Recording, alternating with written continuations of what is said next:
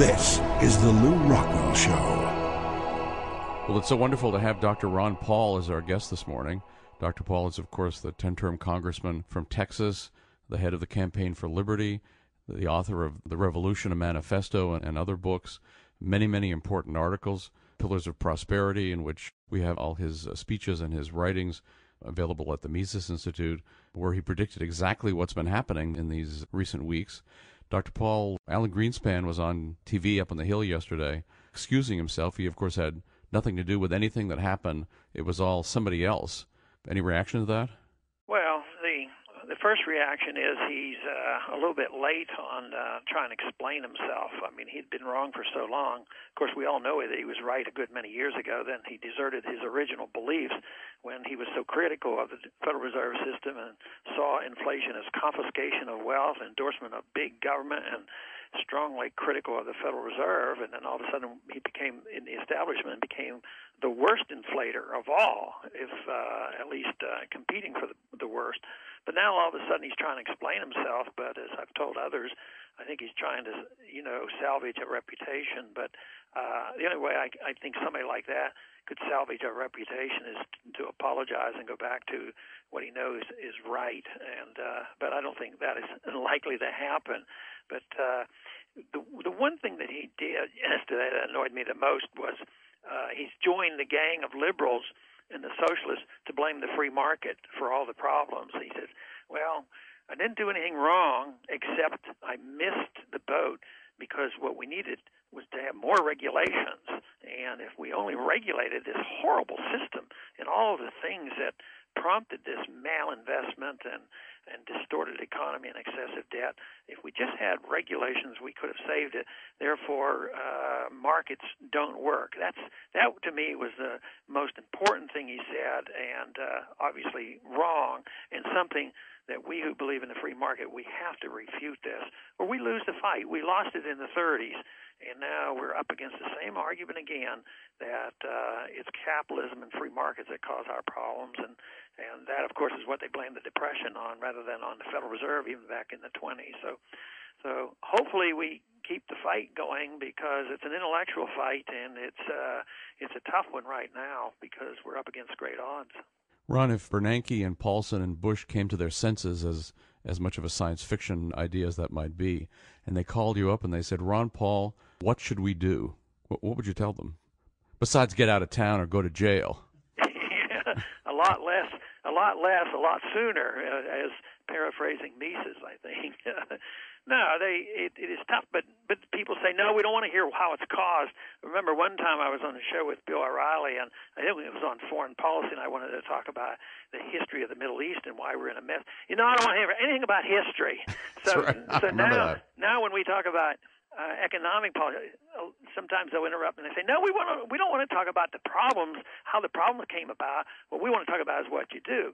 But it may be my medical background is what I do in medicine depends on what the problem is, what caused the problem, and what the disease is, and in order to figure out which is the proper antibiotic or the proper treatment. So you have to find out, study and understand and agree on what caused the problem.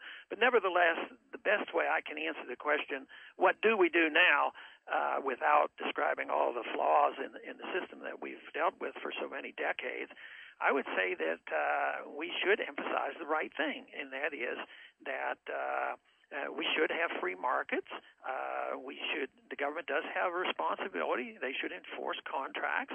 They shouldn't let people get away with fraud. Government has a responsibility for having sound money, so they should start regulating the Federal Reserve and the Exchange Stabilization Fund and these institutions that add so much harm to our problem. We should regulate them. But the most important thing in order to get back to work again is to get rid of all the bad stuff, the bad debt and the misdirected investments. And we're getting there, but much slower than it would have happened. I think maybe if they'd have made the correction, if they wouldn't have propped up any of the threats to the bubble in the last 15 or 20 years from 87 on, every time there was a threat, we covered it over by more inflation. So what we need to do is get out of the way and liquidate the debt and and let people then go back to work, the government could do other things. They could lower taxes. They could reduce the amount of regulations. We could have an environment where businesses might want to start here in this country. After Enron failed, they said there weren't enough regulations. Same old story. So they passed Sarbanes-Oxley.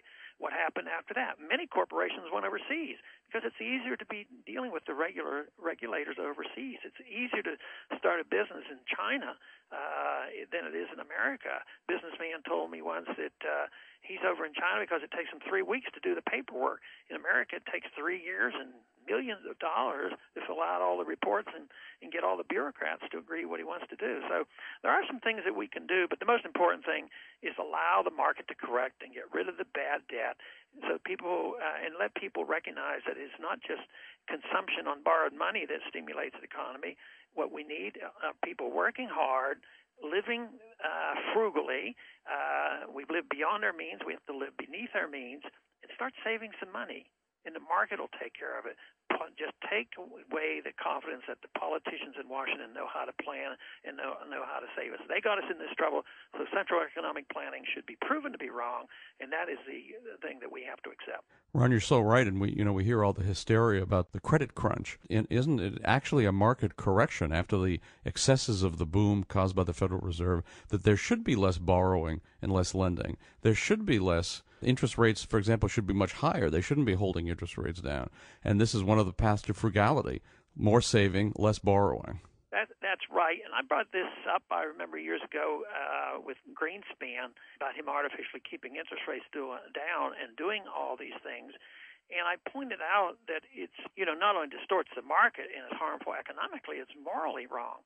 Because if you keep interest rates artificially low and somebody who does live within their means and they happen to be retired and they have money in the bank and they have a CD and the market says that you should get 8% and instead they get 2%, and I tried to make him answer that, and he did answer it, and it was like, well, that's something you have to accept. He didn't argue that it wasn't true. It's just that was less important than doing what he thought was best to stimulate the economy.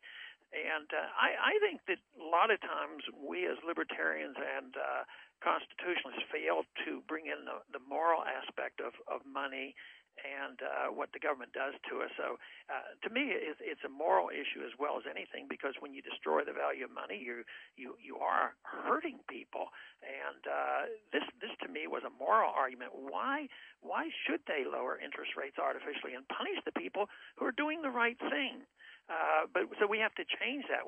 Another thing to encourage savings would to make sure that you never tax people on their savings, and that means both either direct taxes on income as well as the inflation tax, because now when you save, if you only earn 3% and inflation is 4 or 5%, why should you save? You might as well go and do something else that is less productive.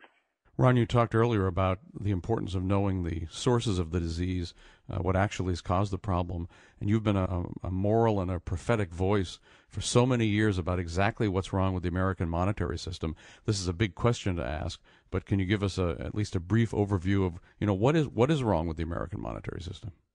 Well, first, it's unconstitutional. There's the founders understood more about money than a lot of us give them recognition for, at least the average American, or what's taught in our schools. They had gone through the runaway inflation of the continental dollar. They didn't want it to happen again. They didn't want even the states to print their own money. So they wanted to limit the supply of money by saying Congress could not emit bills of credit, which was paper money. That Congress's responsibility was to maintain a sound currency, gold and silver.